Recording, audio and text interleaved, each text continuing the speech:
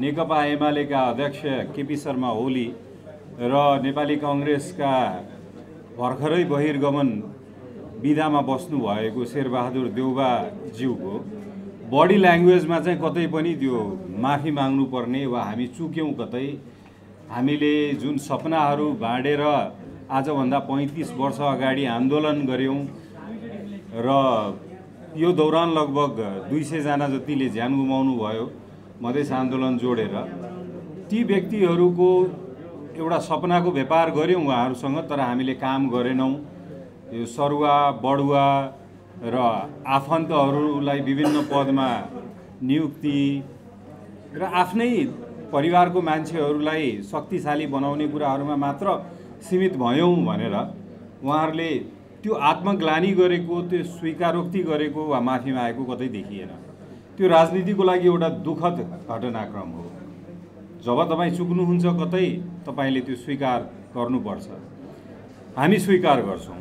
राष्ट्रिय स्वतन्त्रको पार्टीको तर्फबाट एउटा कुरा के स्वीकार गर्छौं भने मेरो व्यक्तिगत सक्रिय राजनीतिको यात्रा लगभग 38 महिनाको भएको छ अहिले र राष्ट्रिय स्वतन्त्र पार्टीको राजनीतिक यात्रा 40 महिनाको भएको छ। पार्टी खोलेको 62 दिनपछि म रासोपामा प्रवेश गरेको हुँ र सदनमा हामी 34 महिना लगभग रह्यौं।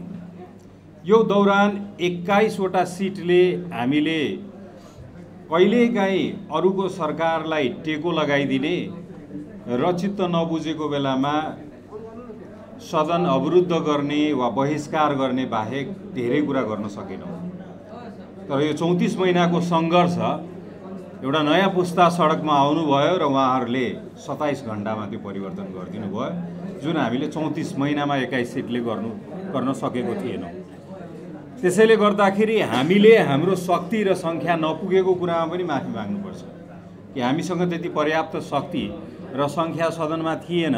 त्यसैले गर्दा हामी 84 मिसन 84 भनेर पुरिराखेको थियौं र विभिन्न एजेन्डाहरू लिएर सडकमा पुगिरहेका थियौं। लगभग 36 महिना अगाडि हामीले हाम्रो निर्वाचनको बाचापत्र सार्वजनिक गरेको थियौं। 2079 सालको संघीय प्रतिनिधि सभाको निर्वाचनको लागि र त्यहाँ लेखिएका हुबहु केही मुद्दाहरू भाद्र 23 गते र 24 गते सडकमा देखियो। त्यसैले गर्दा त्यसमा हाम्रो सैद्धान्तिक सहमति छ भनेर पार्टी सभापतिले नखु कारागार भित्रैबाट पार्टीका महामन्त्रीले पार्टी कार्यालयबाट मैले स्वयं आफै टिकटक र फेसबुकमा भिडियोबाट उहाँहरूको आन्दोलनप्रति हाम्रो नैतिक ऐक्यबद्धता छ भनेर हामीले औपचारिक धारणा सार्वजनिक गरेका थियौं। पछि केही अरू तिगडमबाजहरू भनेर केही पत्रकारहरूले त्यो शब्द दिइरहनु भएको छ तीनवटा दलका अग्रजहरूलाई उहाँहरूले चाहिँ र उहाँहरूसँग समर्थित केही मिडियाहरू छापाखानाहरूले पनि के भने रासोपाले 24 गतेको विध्वंसमा हाम्रो सहभागिता थियो भनेर स्वीकार गर्यो भनेर। किनकि उहाँहरूको यो समाजमा आगो बाल्नमा उहाँहरूको पनि योगदान छ है। केही न केही किलो बारुदहरू चाहिँ उहाँहरूले पनि सप्लाई गर्नुभएको छ। नभएको समाचारहरू लेखेर नभएको सूचनाहरू सम्प्रेषण गरेर अघि पूर्ववक्ता र पूर्व महान्यायाधिवक्ताले भनेर जानुभयो कि अदालतको पनि कमजोरी छ। त्यो अदालतको कमजोरी छ भनेर पोखराको एउटा चौतारीमा मैले लगभग 11 महिना अगाडि रिस पोखेको थिएँ र तपाईहरू राजनीतिक रखेल नबन्दिनुस् है भनेर भनेको थिएँ। अदालतको अवहेलना मुद्दा पनि लागेको थियो मलाई। 2-4 चोटि पेशी र बहस पनि भयो। हामीले त्यतिसम्म पनि रिस पोख्न नपाउने जुन अदालतले एउटा व्यक्तिलाई 84 दिनसम्म एउटा फाइल तयार गर्नलाई एउटा खाता जुन उसको साथीको नाममा रहेको खाता जुन व्यापार गर्नको लागि केही रकम प्रयोग गर्यो भनेर 84 दिन एउटा फाइल बनाउनलाई व्यतीत गर्छ र त्यही सहकारीको अध्यक्षलाई बिहान 10 बजे अदालतमा ल्याएर चिया खुवाएर 4 बजे धरोटीमा घर पुर्याइदिन्छ। त्यो अदालतको त्यो बायसनेसप्रति हामीले रिस समेत पोख्न नपाउने, बोलिस् कि अवहेलना मुद्दा लगाइदिन्छु भनेर धम्की दिने, त्यही अदालतको अगाडिपट्टि रंगिएको केही रङहरू थियो होला, अगाडि झुन्ड्याइएको राष्ट्रिय झण्डा थियो होला, तर पर्काल पछाडि केही आँसु, हत्या र रगतको छिटाहरू देखिएको थिएन। सायद पेट्रोलको काम त्यो रगतहरूले पनि गर्यो। त्यो बासिटाहरूले पनि गर्यो। त्यसैले गर्दा यो भदौ 23 र 24 गतेको आन्दोलन थियो कि क्रान्ति थियो भन्ने कुरा प्रश्न बाँकी नै छ। त्यसमा आवश्यक बहस बाँकी नै छ। मेरो लागि त्यो क्रान्ति थियो। अघि केही वक्ताहरूले भनेर जानुभयो तपाईहरूसँग योजना छैन, वे फरवार्डहरू छैन भनेर। विश्वमा कुनै पनि क्रान्तिसँग वे फरवार्ड हुँदैन, त्यो आन्दोलनसँग हुन्छ। क्रान्तिले पहिला परिवर्तन ल्याउँछ, त्यसपछि योजना बनाउँछ। योजना बनाएर गरिने कुरालाई आन्दोलन भनिन्छ। त्यसैले गर्दा यो क्रान्ति हो, यसको योजना पूर्व योजना हुँदैन कतै पनि। अब योजना बन्छ। तर योजना बन्दै गर्दाखेरि 34 महिनाको संसदीय अभ्यास र 38 महिनाको राजनीतिक अनुभवले म उहाँहरूलाई केही कुराहरू सुझाव पनि दिन चाहन्छु। झेन्जी हुनुहुन्छ, म पुस्तागत रूपमा पक्कै पनि उहाँहरूभन्दा उमेरगत रूपमा सिनियर छु। त्यसैले गर्दाखेरि म कुनै पनि राजनीतिक दाबी राख्न चाहदिनँ। उहाँहरूको सक्सेस जुन क्रान्ति सफल भयो, हुँदैछ, पूर्ण रूपमा सफल हुन बाँकी छ। किनकि बुद्धले भन्नुहुन्छ कि परिवर्तन त्यो बेला मात्र परिवर्तन मानिने छ जब लक्षित वर्गले परिवर्तनको अनुभूति गर्न थाल्नेछ। त्यसैले यो परिवर्तनको अनुभूति लक्षित वर्गले गर्न बाँकी नै छ। त्यसैले यो परिवर्तन कम्प्लिट भइसक्यो भन्ने अहिले मान्न सकिँदैन। तर कम्प्लिट गर्नलाई के टुल्सहरू आवश्यक पर्छ होला, कहाँ तपाईहरू केयरफुल हुनुपर्छ होला भन्ने कुरा म सुझावको रूपमा राख्न चाहन्छु। एउटा जेम्स रबिन्सन भन्ने राइटर हुनुहुन्छ, उहाँले भन्नुहुन्छ कुनै पनि देशमा social capital, state capital important हुन्छ। हाम्रो चाहिँ स्टेट क्यापिटल स्टेट एरोगेन्सीमा गइसकेको थियो। त्यो एरोगेन्सीको उदाहरणहरू जब हरिसिद्धिमा एउटा बालिकालाई कुनै पार्टी वा प्रधानमन्त्रीको पार्टीसँग सम्बन्धित प्रदेशका मन्त्रीको गाडीले हुत्याउँछ र भाग्छ, अनि त्यसको केही घन्टा केही मिनेटपछि प्रधानमन्त्रीज्यूले छोएर मात्र गएको, यसलाई राजनीतिकरण नगर्नु भनेर बठ्याइपूर्ण अभिव्यक्ति दिनुहुन्छ, त्यसले स्टेट एरोगेन्सीको इन्डिकेटर दिन्छ। स्टेट एरोगेन्सीमा गइसकेको थियो। 23 गते 19 जनाले तात्कालीन डाटा अनुसार 19 जनाको हत्या नरसंहार भइसकेपछि त्यो साँझ यही उपस्थित हुनुभएको केही पत्रकारहरूको सामु तात्कालीन सञ्चार मन्त्री पृथ्वी सुब्बा गुरुङको बडी ल्याङ्ग्वेज याद छ तपाईहरुलाई? तपाईहरु धेरै लामो नबोल्नुस्, सुब्लाएर बस्नुस् भन्ने बडी ल्याङ्ग्वेज, त्यसले स्टेट एरोगेन्सीको अर्को इन्डिकेटर देखाउँछ कि स्टेट एरोगेन्ट भइसकेको थियो। अनि त्यसपछि सोशल क्यापिटल हावी भयो, सोसाइटी सडकमा आयो र अब चाहिँ चेन्ज नगरी हुँदैन भनेर। मलाई त्यो दिनको प्रधानमन्त्रीको अभिव्यक्तिमा अलि शालीनता, भद्रता, आफ्नो गल्तीको स्वीकारकता होला भनेको त झन् ठुलो त्यो इगो आइदियो। सञ्चार मन्त्रीको बडी ल्याङ्ग्वेज त्यस्तै देख्यौँ। तर यदि कन्स्टिट्युसन डेमोक्रेटिक छ र सोसाइटी डेमोक्रेटिक छ भने दुईटै कुरालाई सन्तुलन गर्नको लागि राजनीति चाहिन्छ। त्यसैले राजनीतिक सङ्गठनहरूको स्वीकारोक्ति हामीले, तर यो सोशल क्यापिटल पनि सडकमा आउनुपर्ने अनि स्टेट क्यापिटल एरोगेन्ट भइदिने कारण चाहिँ के हो भने, त्यो अवस्था चाहिँ किन आउँछ भने नेपालमा ह्युमन क्यापिटल बिल्ड गर्नको लागि कहिले पनि मेहनत भएन। युनिभर्सिटीहरू बनाउने क्रम जारी रह्यो, 14वटा युनिभर्सिटी बनायो, तर यो युनिभर्सिटीले ह्युमन क्यापिटलमा कहाँ काम गर्छ भन्ने कुरा कतै पनि इन्डिकेटरहरू राखेन। राजनीतिक नियुक्तिको लालसा मात्र बाँडेर बस्यो।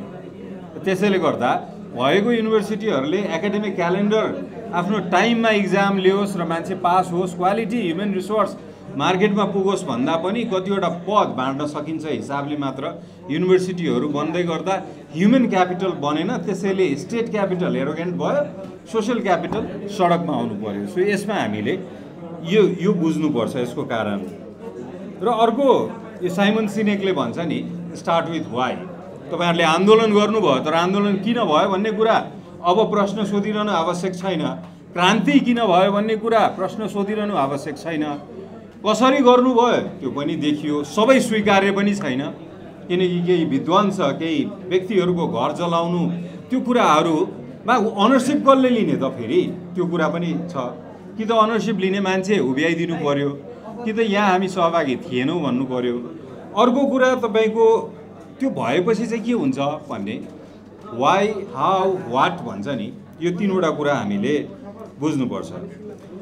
म अब अर्को एउटा पाटोमा आउँछु जहाँ चाहिँ एउटा लगभग 4 वर्षको राजनीतिक अनुभव, 3.5 वर्षको राजनीतिक यात्राको अनुभव अनुसार अलि असन्तुष्ट भइराखेको, रुष्ट भइराखेको मेरो त्यो कुरामा तपाईहरुलाई सुझाव के छ भने, जब माओवादीको 62-63 को इन्सर्जेन्सी पश्चात परिवर्तन भयो, त्यो बेलामा परिवर्तन भएपछि माओवादीले आफ्नो नेतृत्वमा सरकार बनायो, प्रचण्डज्यूको नेतृत्वमा सरकार बनेपछि सिंहदरबार केही दिन आन्दोलित, केही दिन एक किसिमको त्रासमा बस्न थाल्यो, किनकि हरेक मन्त्रालयमा वाइसिएल छिर्न थाल्यो र त्यसपछि ब्युरोक्रेसी पनि आतंकित भयो। अहिले कता कता कुन कुन कार्यालयमा चाहिँ त्यो अभ्यास दोहोरिरहेको, जेएनजीको नाममा केही आफैमा पनि चोरी ठगीको मुद्दा लागेको व्यक्तिहरू पुगेर जुन थर्काइरहनु भएको छ, त्यो गलत हो हैन। तपाईहरुले त्यसको सुधार चाहनुहुन्छ भने कानुन बनाउनुस्, तर यसरी एउटा संयन्त्रलाई 64-65 तिर वाइसिएलले जसरी आतंकित बनाउँथ्यो त्यसरी त्यो आतंकित बनाउने अभ्यास गलत हो, त्यो नगर्नुस्। त्यसको केही नियम हुनुपर्छ, मापदण्ड हुनुपर्छ, नत्र फेरि सोशल डिभिजनमा जान्छ, सोसाइटी डिभाइड हुन्छ, त्यो राम्रो हुँदैन। त्यसैले त्यसको एउटा निश्चित मापदण्ड बनाउनुस्। एउटा कुरा चाहिँ के हो भने, त्यो भित्र ठगहरू धेरै छ भन्ने कुरामा हाम्रो सहमति छ हैन। सत्ता र सरकार फरक कुरा हो। हामी सरकारमा 2 चोटि पुग्यौं, सत्तामा कहिले पनि पुग्न सकेनौँ हामी, किनकि सत्ता धेरै यो एउटा नेक्सस छ, त्यो नेक्सस पनि तोड्न जरुरी छ। लगभग 50 वर्षदेखि नेपालमा 7 दशकमा लगभग 7वटा संविधान र 6वटा राजनीतिक व्यवस्था परिवर्तन भयो, तर सिंहदरबारको इर्दगिर्द घुम्ने त्यो बिचौलियाको नेक्सस चाहिँ त्यही रह्यो।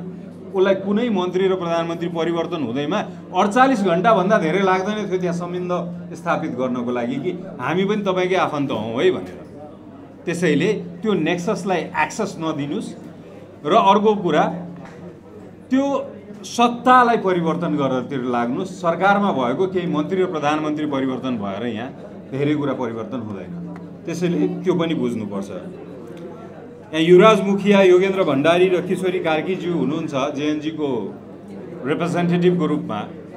उहाँहरूसँग नै म धेरै कुरा गर्दैछु, किनकि हामी त धेरै पहिलादेखि कुरा गरिरहेको र धेरै प्रयासहरू, विवादहरू, अभियानहरू थालेर पनि हामीले त्यति नसकेको, त्यसैले मैले यो कुराहरू भने। र अर्को अन्त्यमा एउटा अमेरिकन राइटर एमी वेब भन्ने हुनुहुन्छ, उहाँले सिग्नल्स आर टकिङ भन्ने किताब लेख्नु भएको छ। त्यसमा चाहिँ उहाँले के भन्नुहुन्छ भने, यो whenever you want to establish any change, you start with tactics and then you go to strategy, then you go to vision, and then after you reach to envision। हैन भनेको कार्यनीति, रणनीति, दर्शन र परिकल्पना। ओली सरकारको 2 पटकको 2/3 को गल्ती के भएको छ भने, ऊ एकैचोटि परिकल्पनामा जम्प गर्यो। हामीलाई चाहिएको थियो लाइसेन्स कति घण्टामा आइपुग्छ भन्ने, पासपोर्टको लाइनमा दुःख नपाइयोस् भन्ने, तर उहाँले चाहिँ मोनोरेल र पानी जहाजको अफिसहरू खोलेर राज्यको स्रोत व्यर्थमा नोक्सान गर्दै हुनुहुन्थ्यो, जुन हाम्रो आजको रिक्वायरमेन्ट थिएन।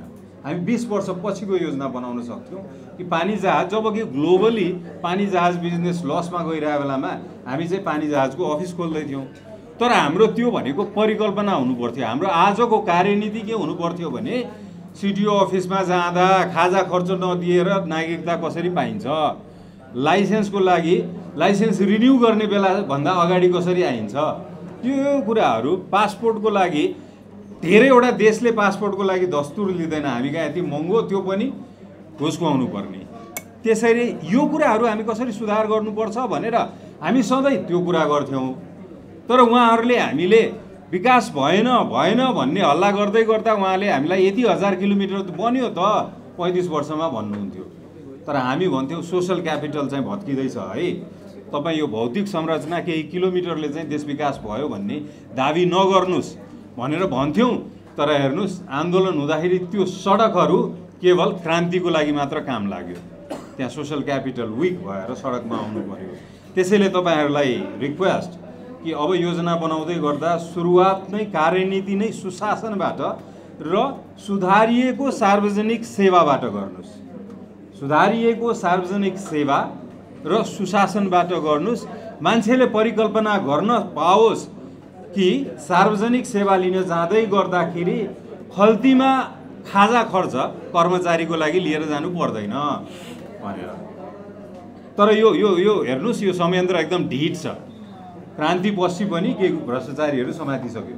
2-4 लाख रुपियाँ खल्तीमा हातमा घरमा भेटिसक्यो भनेपछि यो सजिलै सुध्रिनेवाला छैन। त्यसपछि तपाईँहरू रणनीतिमा जानुहोस्, त्यसपछि भिजन दर्शनमा जानुहोस्, अनि बल्ल परिकल्पनाको कुरा गर्ने हो। हामीले यो basic daily public service delivery improve नगरिकन ओली सरकारले जस्तो मोनोरेल, पानी जहाज र ठुलो ठुलो सपना बाँडेर फेल भइन्छ। सुरुवात त्यहाँबाट हुनुपर्छ। त्यसमा हामी तपाईँहरूलाई सहयात्री भएर यसो एक पुस्ता तपाईँहरूभन्दा सिनियर भएको कारणले गर्दाखेरि मेन्टर भएर कतैतिर तपाईँहरूलाई सचेत गराउने अभिभावक भएर र यो देशको नागरिक भएकोले तपाईँहरू जस्तो हक हामी पनि इक्वली राख्छौँ है भन्दै दाबी गरेर यो सबै हिसाबले हाम्रो विभिन्न भूमिकाबाट तपाईँहरूको छेउछाउमै छौँ। हामी तपाईँहरूलाई साथ दिनको लागि तयार छौँ। र अर्को कुरा, यो सबै प्राथमिकताहरूमध्ये पहिलो प्राथमिकता निर्वाचनलाई राख्नुहोस्। निर्वाचन भनेको डेमोक्रेटिक सोसाइटी र डेमोक्रेटिक कन्स्टिट्युसनको लागि एकदमै इम्पोर्टेन्ट छ। त्यसमा पनि हामी ट्रान्जिसनमा छौँ र ट्रान्जिसन यति मिसयुज भएको छ विगत 20 वर्षमा। सङ्क्रमण भन्ना बित्तिकै हामीलाई चाहिँ एउटा ओभर युज्ड र अब्युज्ड वर्ड जस्तो लाग्छ। त्यस्तो नहोस् अबको सङ्क्रमण। त्यसमा सचेत भएर तपाईँहरू अगाडि बढ्नुहोला। आवश्यक परेको खण्डमा हामी एउटा सहयात्री भएर, मैले सदनमा पनि धेरैचोटि प्रयोग गर्ने गरेको थिएँ पुरानो पार्टीहरूको लागि, जुन कहिले पनि उहाँहरूले सुन्नु भएन। हामी प्रतिस्पर्धी हौँ तर हामी दुश्मन होइनौँ।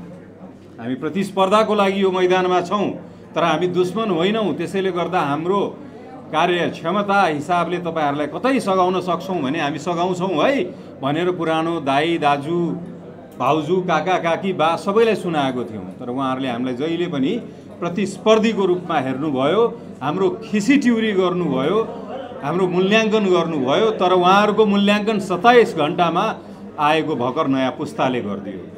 त्यसपछि कृतज्ञता फेरि पनि व्यक्त गर्दछौँ। हामीले 34 महिनामा खासै परिवर्तन गर्न सकेनौँ कि सङ्ख्या पुगेन कि समय पुगेन, त्यसप्रति सचेत भएर हामी क्षमा पनि माग्छौँ। र अर्को कुरा, 75 जनाको योगदानप्रति विशेष सम्मान व्यक्त गर्दै म आफ्नो अभिव्यक्ति यहीँ टुङ्ग्याउँछौँ।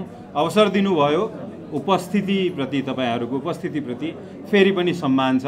धन्यवाद।